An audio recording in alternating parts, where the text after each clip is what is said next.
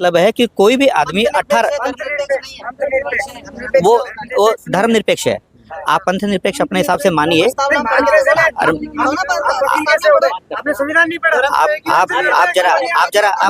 जरा अपनी लिमिट में लिए। नो पंथ निरपेक्ष इसलिए नहीं है क्योंकि किसी आर्टिकल में पंथ निरपेक्ष नहीं लिखा गया है। बताएंगे आप धर्म क्या है? धर्म क्या है? कौन सा धर्म है? नहीं, मैं बता रहा हूँ जो आप कह रहे हो ना। सभी को जय मसीह की। इस वीडियो में बात करने वाले हैं धर्मांतरण विवाद में इस तरीके से बजरंग दल और ईसाई समुदाय के मतलब आमने सामने आ गए। बहुत बड़ी बात तब हो जाती है वे थाने के पास जा करके वहाँ पर काफ़ी ज़्यादा बहस होने लगती है। जिस तरीके से बजरंग दल के लोग, विश्व हिंदू परिषद के लोग, अनेक प्रकार के संगठन के लोग और ईसाई समुदाय की तरफ से वो लोग होते हैं जिन पर धर्मांतरण का झूठा आरोप लगाया जाता है।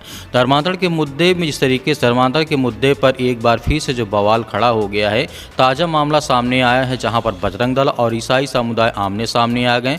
बताया जा रहा है कि जिस तरीके से इलाके में धर्म परिवर्तन को लेकर के दोनों पक्षों में बहुत बड़ी बात कहा सुनी शुरू हो जाती है। जिस तरीके से आप लगातार देख रहे हैं ये घटना, जिस तरीके मैं आपको बता रहा हूँ, ये राजस्थान का जुड़ा हुआ है। थाने के बाहर इस तरीके से बहुत बड़ी वहाँ पे बातें कही गई, अनेक प्रकार की बातें मतलब कहा सुनी गई। बजरंग दल के लोग कह रहे हैं कि नहीं ईसाई लोग मतलब धर्म परिवर्तन करते हैं, और ईसाई की तरफ से कहा जा रहा है कि नहीं ईसाई लोग कभी भी ऐसा कोई काम नहीं करते, वो संविधान के तहत काम करते हैं। लेकिन बजरंग दल का कहना है कि आप हमारे हिंदुओं को क्यों अपने घर में प्रार्थना सभा में बुलाते हैं या बैठाते हैं या उनसे प्रार्थना करवाते हैं। कोई भी व्यक्ति ज़बरदस्ती किसी धर्म, किसी आस्था में यदि रखता है, विश्वास रखता है, तो कोई भी ईसाई समुदाय की ये नहीं कहता है कि चलिए आप वहाँ पे प्रार्थना करिए, विनती करिए, दुआ करिए और इस तरीके की तमाम बातें करिए। ऐसा नहीं है। जो भी व्यक्ति आता अपनी स्वयं की इच्छा के अनुसार आता है। वहीं पर इस तरीके से बजरंग दल को जब वकील, ईसाई समुदाय का जो वकील होता है, यहाँ पे कहता है, मैं आपको पहले वीडियो दिखाना चाहता हूँ, पहले आप इस वीडियो को देखिए, उसके बाद मैं आपसे बात करना चाहता हूँ। पहले क्लिप देखिए। FIR दर्ज हुई थी, है ना। इन लोगों ने क्या किया है कि बजरंग दल और जो विश्व हिंदू परिषद, जैसे कि उन लोगों ने बताया गया है, वैसे उन लोगों ने एक FIR दी थी। इन लोगों ने घर में घुस करके उनको मारा है, पीटा है, ठोका है और उनके बच्चियों से भी छेड़छाड़ की है, उनकी महिलाओं से भी उनसे अभद्रता की है, मारा है, पीटा है, उनके कपड़े भी खींचे गए। एक महिला के ये कुंडल कानों के ये भी छीन के लेके गए हैं। नहीं तो इतना बड़ा आप आरोप जैसे लगा रहे हैं, तो क्या कारण रहा कि विश्व हिंदू परिषद, चाहे हिंदू वाहिनी, चाहे जो भी है, बजरंग दल है, तो दिमाग तो उनमें भी है। ऐसे तो है ना किसी को रास्ते चलते हुए किसी को मार देंगे, किसी को पीट देंगे, ऐसा क्यों किया उन्होंने? ऐसा क्यों किया ये तो उनसे ही पूछा जाना चाहिए। उनका आरोप यह है कि यहाँ पर कोई धर्मांतरण होता है। अब धर्मांतरण होता है तो सबसे पहली बात आपके पास से कोई न कोई व्यक्ति में होना चाहिए भाई, किसी न किसी एक व्यक्ति का तो होना चाहिए। कोई रोए तो सही, आकर के बोले सही मेरा इल्लीगली धर्मांतरण कर दिया गया। जो भी FIR दर्ज हो रही है उनके अंदर कोई भी ऐसा पीड़ित सामने नहीं आ रहा है। चाहे दौसा की देख लीजिए, चाहे आप ये जो पिलानी मुआ उसकी देख लीजिए, चाहे कल वाली देख लीजिए, इसके अंदर कहीं पर भी कोई भी विक्टिम नहीं है। सब लोग अपनी मर्जी से आते हैं, मर्जी से वहाँ पर यीशु मसीह की कोई भी प्रार्थना करते हैं, कोई भी आराधना करते हैं, सबको अधिकार है। कहाँ ये कहीं लीगल है क्या कि किसी के भी घर में आप जाके 10 आदमी, 20 आदमी, 50 आदमी मतलब प्रार्थना कर सकते हैं क्या? ऐसा है क्या? कहीं नहीं है। ऐसा है। आर्टिकल 25 से लेकर के 28 तक जो संविधान के हैं उसके अंदर निष्पक्षता है। कोई भी धर्मनिरपेक्ष राष्ट्र है, कोई भी आदमी किसी की भी मर्जी से वो जाकर के बैठ सकता है। अगर उसको मालिक को, मकान मालिक को या चर्च वाले व्यक्ति को कोई भी अगर मना नहीं है, अगर वो मना नहीं कर रहा है, उसकी परमिशन से कोई बैठ सकता है। हमारे घर पे मेहमान आस पड़ोस वालों को जब दिक्कत होती है तो उस पे आप क्या कहें? दिक्कत तो होती है ना। अगर अगर आपके पड़ोस में कोई भी जाके आपके घर में बैठ के अगर कोई 100 आदमी, 50 आदमी अगर प्रार्थना जो अभी आप बोल रहे हैं वो कर रहे हैं, शोर मचाएंगे, तो आस पड़ोस में दिक्कत होगी, तो वो तो FIR कराएगा, पुलिस बुलाएगा, सारी चीजें। इस पे आपकी क्या प्रक्रिया है? पड़ोस में तो कोई है ही नहीं ना। पड़ोस एक्चुअली वो एक कैंपस है, 8-10 मकानों का एक कैंपस है जहाँ पर ये घटना घटी है। 16 मकानों का कैंपस है। उन 16 मकानों वालों में तो किसी ने की ही नहीं। उनसे कहीं दूर जाकर के 100 मीटर, 50 मीटर कोई आदमी दूर रहता है, वो व्यक्ति आकर के कोई आकर कंप्लेंट करे। अब मेरे घर में अगर 100 व्यक्ति के रहने की जगह है, बैठने की जगह, तो बैठ सकते हैं, तो वो मेरे घर में है ना।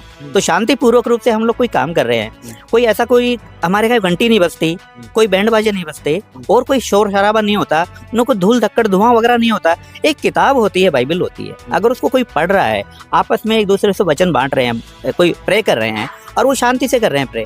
अगर कोई कर रहा है अपने घर में कर रहा है, 10, 20, 50 आदमी कर रहे हैं तो प्रे कर रहे हैं।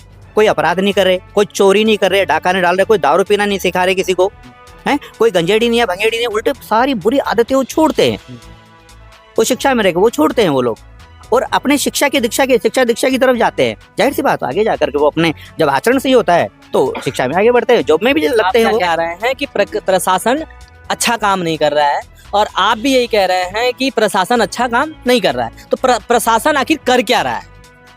इस पूरे विषय में आप शुरू से लेके और अब तक यहाँ पर हो, आप स्वयं इस चीज को एक बार न्याय संगत दे दीजिए। क्या ये ट्रांसपेरेंसी है? क्या इस विषय में पूरी पारदर्शिता है?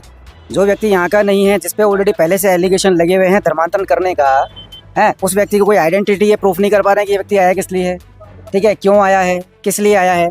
आप ही के समक्ष आप ये देखिए, काफी सारे जो युवा लड़के जो हिंदू समुदाय के हैं वो आ रहे हैं, क्यों आ रहे हैं, किस लिए आ रहे हैं, क्यों, उसका उद्देश्य क्या है, क्या इंटेंशन है।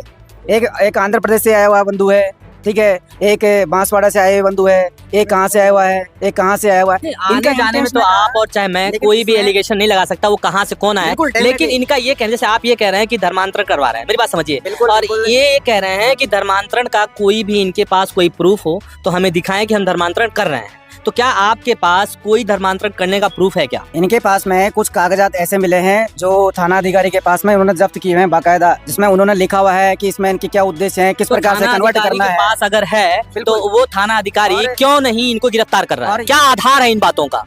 देखिए क्या होता है कि कई बार आदमी ऑब्जेक्शन करता है, कई बार उसको पूरी चीज का नॉलेज नहीं होता है। हमारे भारत का जो संविधान बना है वो धर्मनिरपेक्ष है, और धर्मनिरपेक्ष का मतलब है कि कोई भी आदमी 18 वो धर्मनिरपेक्ष है। आप पंथ निरपेक्ष अपने हिसाब से मानिए। आप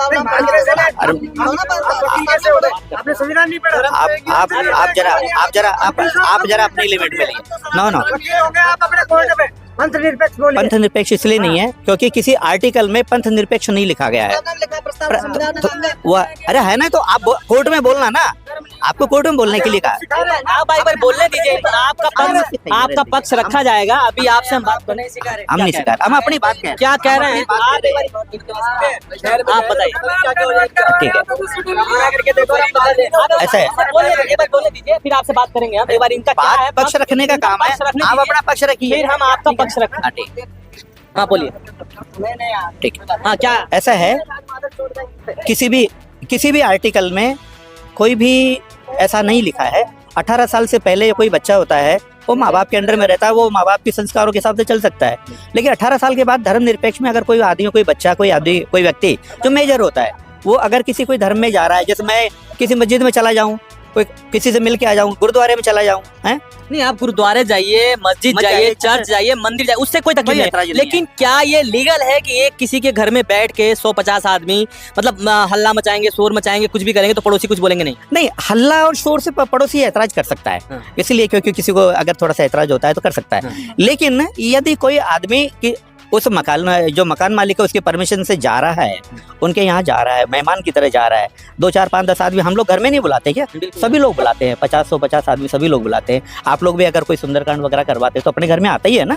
तो इसीलिए अगर कोई आदमी बैठे हुए हैं, कोई प्रे कर रहे हैं, कोई दुआ कर रहे हैं, ठीक है, कोई आ रहे हैं उनके बुलाने से आ रहे हैं, या वो जा रहे हैं उनकी परमिशन से जा रहे हैं, लेकिन तो जा सकते हैं। इनका तो ये है कि एक आपके एलिगेशन लग रहा है कि आप जो है धर्मांतरण करवा रहे हैं, तो क्या आप धर्मांतरण करवाना जो है लीगल मानते हैं कि इलीगल मानते हैं? देखो, कोई आदमी व्यक्तिगत रूप से कोई वो सहमति से अगर कोई कर रहा है, उसको कोई बिना दबाव के, बिना लालच के कर रहा है, तो कोई धर्मांतरण कर रहा है तो कर सकता है। लेकिन यहाँ दरअसल चोरी छुपके क्यों? नहीं, आमतौर पे ये माना जा रहा है कि ये धर्मांतरण कर रहे हैं। एक्चुअली वहाँ पर दुआ प्रार्थना हो रही है, उन्होंने कोई धर्म परिवर्तन नहीं किया, वो लोग वो के वही हैं। यहाँ पर आपने दोनों पक्षों की बातों को सुना है। यहाँ पर एक दूसरे के ऊपर आरोप लगा रहे हैं। कोई कह रहा है शासन प्रशासन अच्छी तरीके से काम नहीं करती, दोनों पक्ष इस बात को रख रहे हैं। लेकिन मेरी समझ में नहीं आता है, जब शासन प्रशासन कानून व्यवस्थाएं होने के बाद भी बजरंग दल लोग जाते हैं बहन बेटियों के साथ, या घर में प्रार्थना जहाँ होती वहाँ पर घुस करके तोड़ फोड़ करना, मारपीट करना, गाली गलौज करना, ये कहाँ तक उचित है? यदि आप इतने ही धर्म के रक्षक हैं तो आप उन हर व्यक्तियों को इस तरीके से कहते हैं कि हम नहीं इनकी रक्षा करते हैं, इनकी सुरक्षा करते हैं। वोट के लिए, अनेक प्रकार की चीज़ों के लिए, अपना राजनीतिक करियर चमकाने के लिए आप जिस तरीके के मतलब भावना, हिंदू की भावनाओं के साथ आप खिलवाड़ करते हैं। आप किसी की चर्च में घुस जाएं, किसी भी घर में घुस जाएंगे, आप कहते हैं धर्म निरपेक्ष राज नहीं है, राष्ट्र नहीं है। फिर क्या यहाँ मनुस्मृति लागू है, संविधान नहीं है? तो इस तरीके की बहुत सारी बातें आपको जो सुनने को मिला है। तो मेरे प्रिय भाई, ज़्यादा कुछ तो नहीं बोलना चाहूँगा, क्योंकि ये जिस तरीके धर्मांतरण का विवाद लगातार भारत देश में बढ़ता जा रहा है। आपकी क्या राय, हमें कमेंट बॉक्स में कमेंट करके ज़रूर बताइएगा। मिलते हैं नेक्स्ट वीडियो में।